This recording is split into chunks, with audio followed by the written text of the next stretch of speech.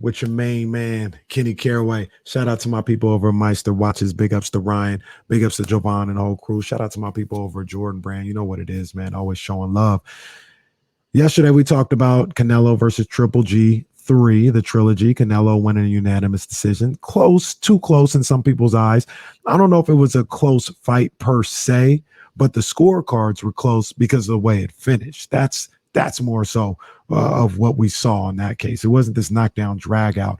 It was dominated by Canelo early, but he ran out of gas / took his foot off the pedal, and the scorecards end up having to be close. That's what happened there. But we talked about that yesterday, and we said today I wanted to talk a little bit more about what's in store for each guy moving forward. Let's start with Triple G because that's the shortest and the quickest and the easiest. He says he still wants to fight. He's not going to be fighting on the zone anymore.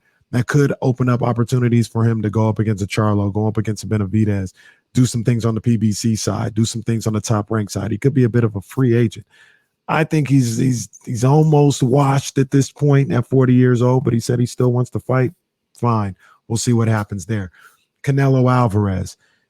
A lot of things happened with him after the fight. He said he has a hand injury. He's probably going to need surgery. Says he's been going hard for the last couple of years, which he has. He says he needs some time off. I definitely don't think we see Canelo until Cinco de Mayo. There's a possibility we don't see Canelo until next September. I could see him taking a year off. And he says he wants B-Ball, but nobody wants to see that. All right? Canelo needs to stop playing, and he needs to face Benavidez.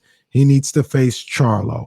Either one of those two. Nobody's trying to see B-Ball. We're not interested in that. The one we want to see is Benavidez. Now, the one that we want to see, or Benavidez or Charlo. Now, in my opinion, there's no chance in hell he's taking either one of those fights. He may fight Charlo at some point in his career. I don't think he ever fights Benavidez. So we'll see what Canelo has on the table, but I can guarantee you it won't be either one of those two. That's the 13th round.